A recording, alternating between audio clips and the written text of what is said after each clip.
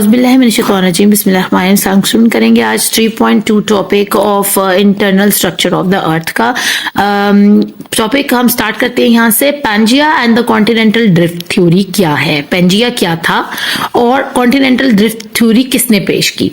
आप फिगर जो देख रहे हैं यहाँ पर नीचे ये हैं हमारे कॉन्टिनेंट्स हमारी अर्थ के, ये तकरीबन 7 कॉन्टिनेंट्स हैं, ठीक है। shows a world map of how the earth looks today. हमारी जमीन ऐसी दिखाई देती है आज।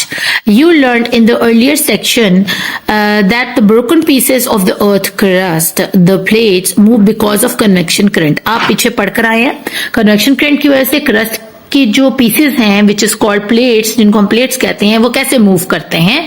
और ये कन्वेक्शन करंट क्यों होता है, क्योंकि मेटल में से हीट आती है, हीट ऊपर जाती है और यहाँ से गैसेस निकलती हैं, तो ये अर्थ जो है क्रस्ट की जो प्लेट्स हैं वो मूव करती हैं। ये हम पीछे पढ़कर आए हैं। आगे हम पढ़ते हैं। Knowing this, do you think that the earth many million years ago looked like the earth you see on the world map in the figure below? आपको जो ये अर्थ नजर आ रही है, हमारे ये पार्ट ऑफ लैंड्स नजर आ रहे हैं, क्या अर्थ मिलियंस ईयर्स पहले भी ऐसी ही थी, हजारों साल पहले भी दिखने में ऐसी थी? The answer is probably no. अब जो जवाब है इसका वो है नहीं। अब वो क्यों है? In 1912, Alfred Wegener proposed that the plates were once formed together as a huge land mass called Pangaea. यहाँ पर एक हमारे साइंटिस्ट हैं जिनका नाम है एल्फ्रेड वेजनर, और उन्होंने तकरीबन 1912 में ये थ्योरी पेश की कि हमारी जो अर्थ है उसकी जो पीसेस अलग अलग आपको नजर आ रहे हैं, ये किसी वक्त में सारे एक साथ थे, इकट्ठे थे, ठीक है। और वो कहलाता था एक ह्यूज सुपर कॉन्टिनेंट जिसको नाम दिया गया था Pangaea. Millions of years ago the earth did not look like what it does today with the 5 continents split up. जब से ये वही जो पैंजिया का कॉन्टिनेंट है वो जलजिले की शक्ल में या जो फॉर्मेशन हुई थी, हमारे कन्वेक्शन करंट बहुत ज्यादा होने की वजह से टूट टूट कर ये 7 कॉन्टिनेंट्स के अंदर डिवाइड हो गया जो पैंजिया था। पहले ये सारे एक साथ थे, एक जगह पर थे। The land on the earth was once all formed together as a supercontinent and it was known as Pangaea. यानी ये लैंड जब इकट्ठी थी तो कहलाई थी पैंजिया। Over time, जैसे से वक्त गुजरा, Pangaea gradually moved apart. Aahista Aahista Pangaea टूट कर बिखरना शुरू हो गई। This theory of Pangaea breaking and moving apart is known as the continental drift theory. और इसी थ्योरी को, यानी एक बड़ा कॉन्टिनेंट टूट के छोटे कॉन्टिनेंट्स में तकसीम हो गया, डिवाइड हो गया, कहलाता है कॉन्टिनेंटल ड्रिफ्ट थ्योरी। तो ये कहलाई है हमारी कॉन्टिनेंटल ड्रिफ्ट थ्योरी, जो कि किसने पेश की थी? 1912 में एल्फ्रेड वेजनर ने। और उसके ख्याल में क्या था कि ये अर्थ के जो टुकड़े आपको अलग अलग नजर आ रहे हैं, पहले ये सब एक ही जमीन का हिस्सा थे, फिर आहिस्ता आहिस्ता कन्वेक्शन करंट की वजह से अर्थक्वेक्स आए और ये बड़े बड़े अर्थक्वेक्स की वजह से ये टुकड़े टूटकर अलग अलग बिखर गए पूरी अर्थ के ऊपर। Millions of years ago, the Earth did not look like what it does today, with the 5 continents split up. अब जो ये हमारी दुनिया जो है बहुत हजारों साल पहले ये ऐसी दिखने में नहीं थी, लाखों साल, मिलियंस ऑफ ईयर्स पहले ये ऐसी नहीं थी जो अब ये नजर आती है, क्योंकि ये एक जगह थी, पैंजिया एक ही कॉन्टिनेंट था, और फिर with the passage of time ये टूटना शुरू हुआ और स्प्लिट अप हो गया, टूट गया, बिखर गया टुकड़ों के अंदर, और 5 कॉन्टिनेंट्स इसमें से बन गए। The land on the earth was once formed together as a supercontinent and it was known as Pangaea. अब वो जो जब एक ही था पूरा कॉन्टिनेंट तो हम उसको सुपर कॉन्टिनेंट बुलाते थे, जिसका नाम था पैंजिया। और over time Pangaea gradually moved apart, और फिर ऐसे ऐसा वो टूटना शुरू हुआ और अलग होना शुरू हुआ।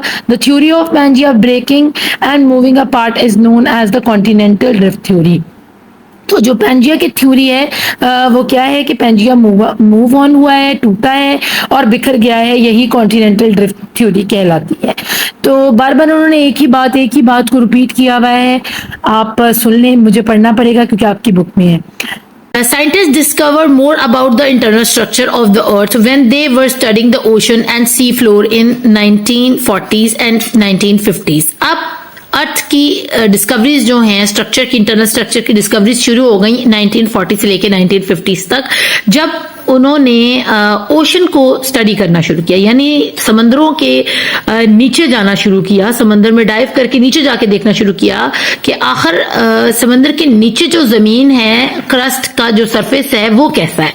They discovered the mid Atlantic ridge. जब वो 1940s या 50s के दरमियान किसी भी एक साल, इन 10 सालों के दरमियान किसी एक साल में अटलांटिक के नीचे गए, अटलांटिक हमारा समंदर है बहुत बड़ा, तो उसके समंदर में डाइव किया उन्होंने और डिस्कवर किया कि वहां तो नीचे पहाड़ों के सिलसिले, एक बकायदा पहाड़ है पानी के नीचे, बहुत बड़ी बड़ी माउंटेन्स हैं, और उसको नाम दिया गया मिड अटलांटिक रिज का।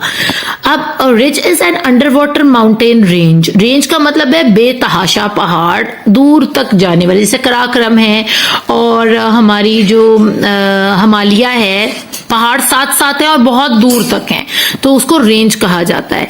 तो अब क्या था, पानी के नीचे उन्होंने देखा कि यहाँ तो पहाड़ी सिलसिला है, पानी के नीचे पूरा बना हुआ, बहुत ऊंचे ऊंचे पहाड़ हैं। Due to the magma rising from within the ridge and on to the अर्थ।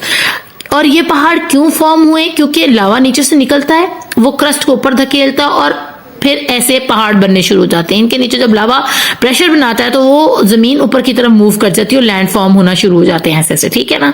तो ये सिलसिले चलते रहते हैं, चलते रहते हैं, चलते रहते हैं, क्योंकि नीचे क्या चल रहा है, कन्वेक्शन करंट चल रहा है, ठीक है, और वो ये सिलसिले चलाई रखेगा पहाड़ों को बनाने का।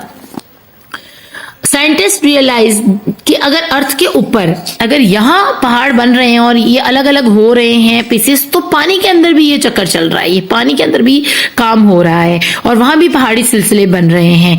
तो मैग्मा की वजह से बन रहे हैं, जो कि बहुत बहुत गर्म, लावे से ज्यादा गर्म होता है मैग्मा जो होता है।